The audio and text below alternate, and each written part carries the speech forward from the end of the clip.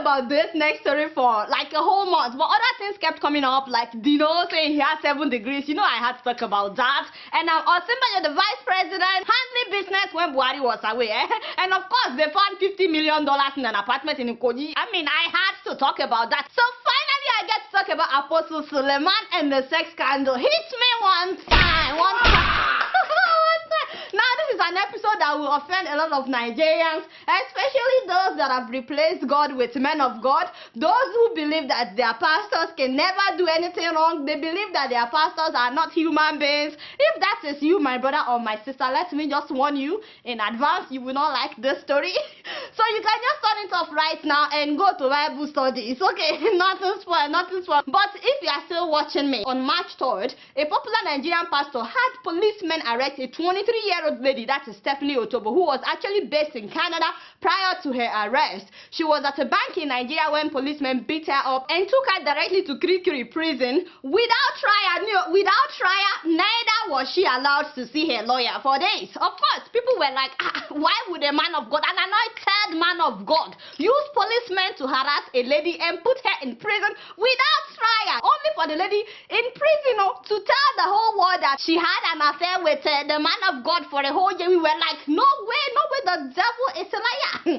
Once again, everything is allegedly, so don't let anybody quote me. She said that Suleman was giving her thousands of dollars and taking her around the world, and that they were doing it together. This man licks me from head to toe. He said I make him speak in tongues.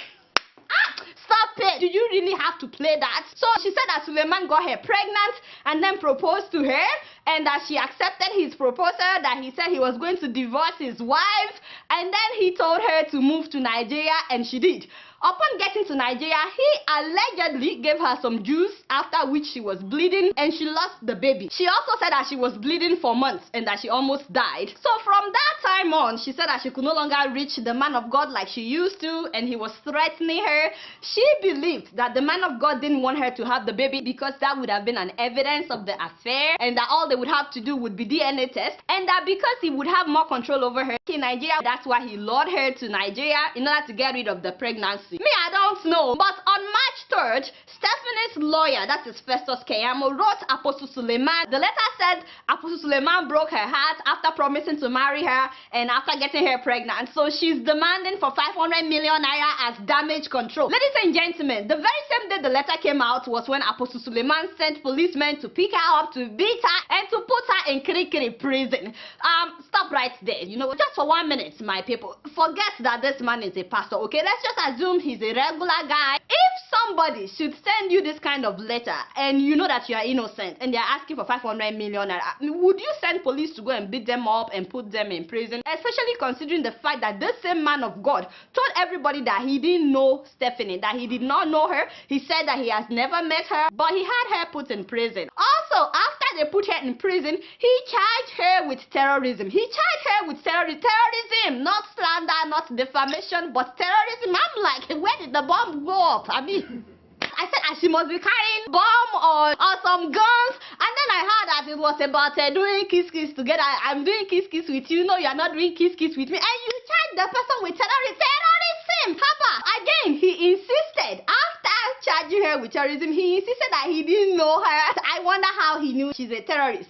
In fact, he's the one that told the world that this woman is a stripper in Canada, but he said he didn't know her. I mean, for you to know that somebody is a stripper, you must really know the person. You know what I mean? Because strippers don't just tell you up front that they are strippers. Now, 3 days after she was put in prison, she was bailed. Yes, they refused to release her because the chief magistrate, whose signature was needed for her to be released, could not be found. For 3 whole days, they couldn't find, so she ended up spending 6 days in prison. It looks to me as if some powerful people were doing everything to make sure that that girl remained in prison for life. I have a lot of issues with Stephanie. Let me start with my sister in the Lord. You know, she's my sister in the Lord. I mean, she's always talking about God. With everything going on, she's still talking about how God is in control. And I'm like, Stephanie, really, I know you're talking about God and all that, but first of all, Stephanie, girl, let me look here in case you're watching. Like, really, girl, you knew this man was married. Did you not know that he's a married man?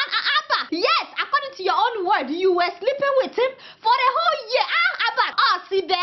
Stephanie, just because he's sending you money. Forget about whether the man is a pastor. He's a married man. If you are married, Stephanie, would you like for another woman to be doing it with your husband? I know God is in control and God must be God no matter what. It's enough. We've had her. Yes, God is in control, Stephanie, but don't sleep with somebody else's husband. Now to Apostle Suleman.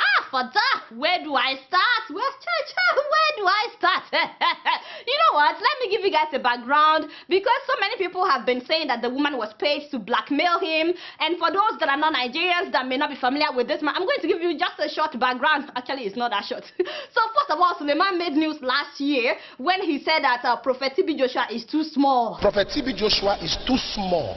You are too small. The synagogue is too small to speak against the redeemed, the CGM. Too small. Hey, too small. I thought Christians all serve one God. I didn't know that there's a competition. Especially on how big your church is. Can you imagine? And then he made news again in 2016 when he said that the governor of Kaduna State, El Rufai, would die before the end of the year. I'm talking to the Kaduna governor. You say people should get license for preaching. It's not applicable in Nigeria. I have no problem. We can test powers now. Revoke this law or die. So Suleman said that he would die before the end of that year. The man did not die. Maybe God changed his mind, or maybe God did not send him in the first place. I don't know. All I know is something happened, but the man did not die. He will die. And what is wrong with you? Didn't I just say the man did not die? So sorry, I'm still giving you guys background, about the apostle, so please bear with me. In January of this year, when Fulani herdsmen were killing people in southern Kaduna, the man of God said to his church members that if they see any Fulani herdsman around the church premises, that they should kill him and cut off his head. And I've told them in the church here, around these premises, that any Fulani herdsman that just entered by mistake, I want to protect, kill him, cut his head. I'm not saying that it's okay for Fulani herdsmen to kill people. It is absolutely wrong, and the way the Nigerian government reacted to that story is terrible. It is terrible. It's true that the Nigerian government has not taken the killings in southern Kaduna seriously. No, they have not. In fact, it's a shame how the government has handled the situation, and some people believe till today that this is because the president is Fulani and the herdsmen are also Fulani. So you understand? So that is absolutely wrong. But at the same time, you cannot tell me that was the Holy Spirit speaking through Apostle Suleman. Cut his head. After he made that statement, the DSS tried to arrest him when he went to Ekiti to preach. At his hotel in the middle of the night, they came. They said that his statement was instigating violence. But guess what? The man of God called Governor Ayo Fayose, and he went to stay at Fayose's house. The truth I want to pass out, if I spend a day with the security operatives, I have churches in 42 countries, and I've alerted them. Every Nigerian embassy in those countries will be in trouble. Did he just say if he spends one night with the police that all Nigerian ambassadors will be in trouble? I know a lot of people provoke you. Father, think about your children and have mercy. If I spend one day with the security operatives, the damage that will happen in Nigeria will take 1 year to repair. Stop it right there. He just said that if he spends one day behind bars, that the damage that would happen in Nigeria would take 1 year to repair. No. You see, Apostle Suleman, I hope you are watching. This kind of thing, it upsets me. You know you have that kind of power, yet you called Fayose to come and rescue you, man of God. Next time, you are supposed to let them arrest you so that when the damage begins, you can tell the whole world that, hey, you see, this is happening in Nigeria because they arrested me. You don't say that kind of a thing when you are sitting in the comfort of Fayose's house under that AC. Now that is when you are talking. That is not correct. Next time, man of God, let them arrest you and then let the manifestation start. Anyway, somebody must have talked sense to the man of God, because during his crusade the next day, the very next day after they tried to arrest him, he changed his tone. Please, let me say this. We need peace in Nigeria. Don't do anything. Did he just say don't do anything? We need peace in Nigeria, and there'll be peace in Nigeria. Now we need peace, Apostle. I never issued a statement that Christians should go about killing people. I will never say that. I'm a man of God. Well, actually, it's true. He didn't say people should be going about. Every Christian should defend themselves. But do not attack people, whether they are Muslims, whether they are Christians. Don't go attack them. Okay, you know, if this was what he said at his church that day, I won't have any issues, because now the tone is different, the message is different. But let's move on. I had to give you guys this background for those who may not be familiar with Apostle Suleman, because when Stephanie's case came out, people were saying that she was paid by Kaduna State Governor, you know, the one that he said would die last year and the man is still alive. So they said he was the one that paid Stephanie. Actually, he also said it, that this whole thing is just because of the statement he made about Kaduna. One problem, because I said don't kill Christians. But you know, it still baffles me, because if this woman was sent by powerful people like he claimed, how come they put her in prison for 6 days?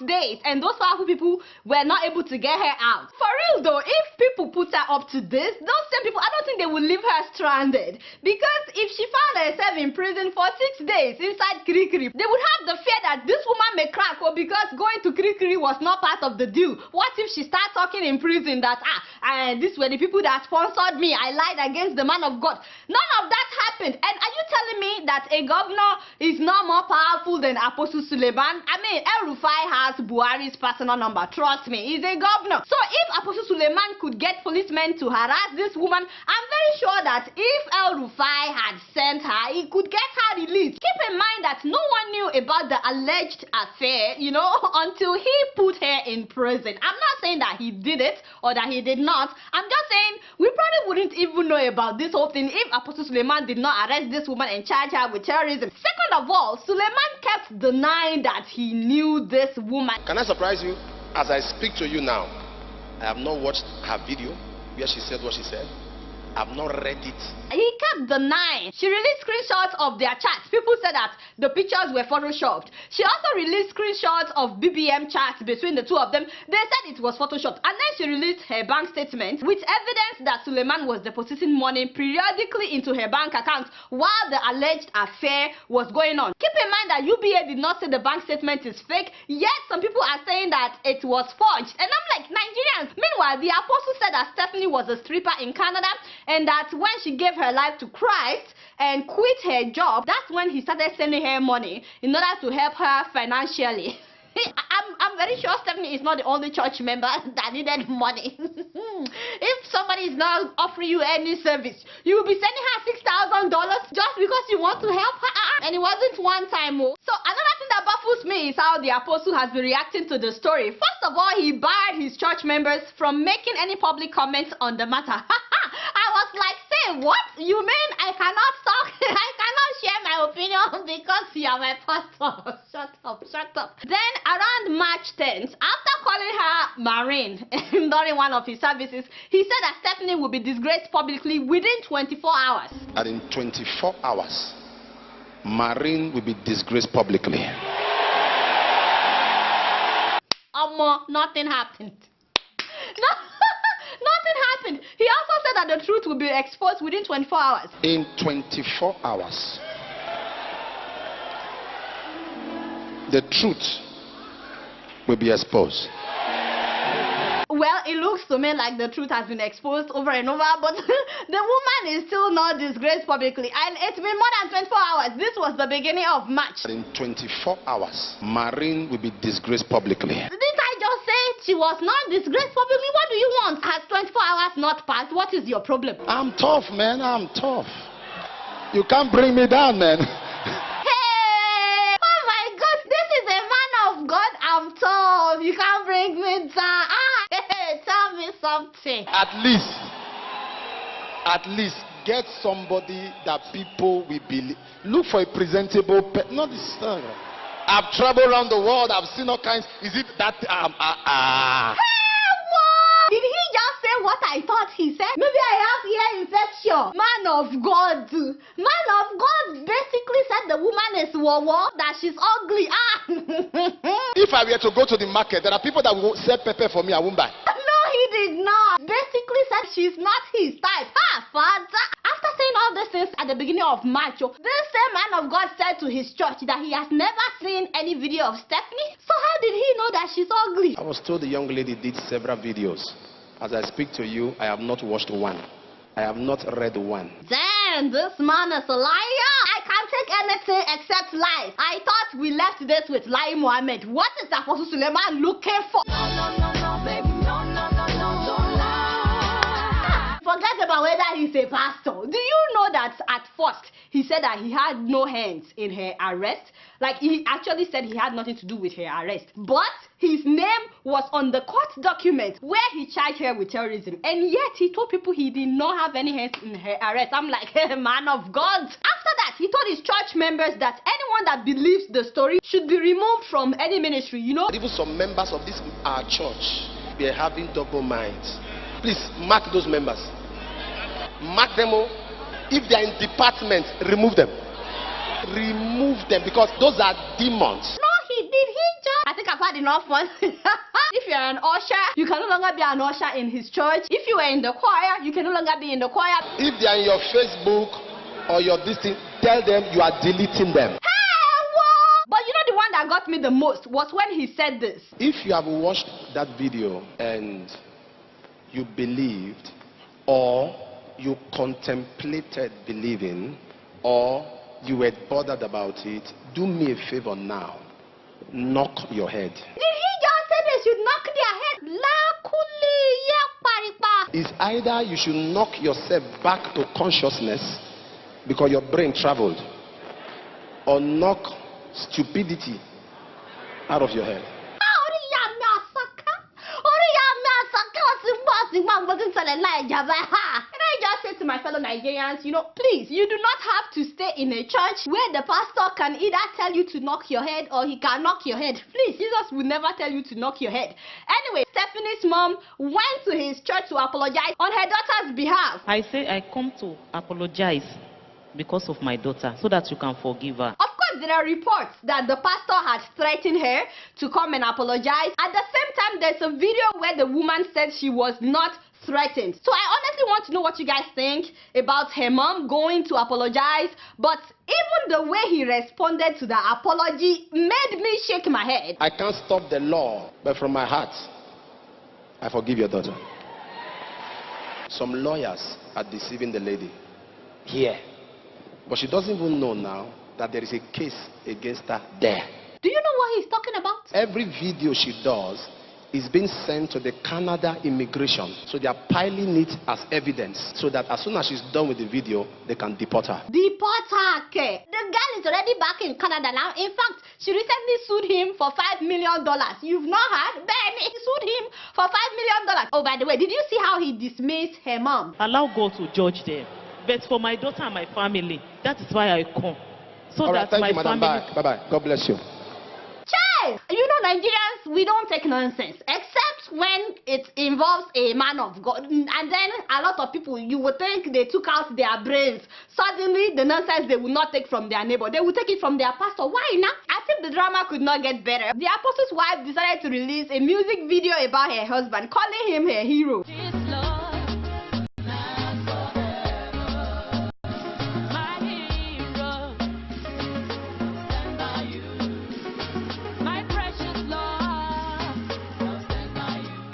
Okay, that's enough. You know, that was cute though. It reminds me of Yemi, my lover. The swing. Remember, we call it Jangirova. Some people have been saying that this whole thing looked like it was staged. I don't know why people say that. Just, you know, enemies of progress.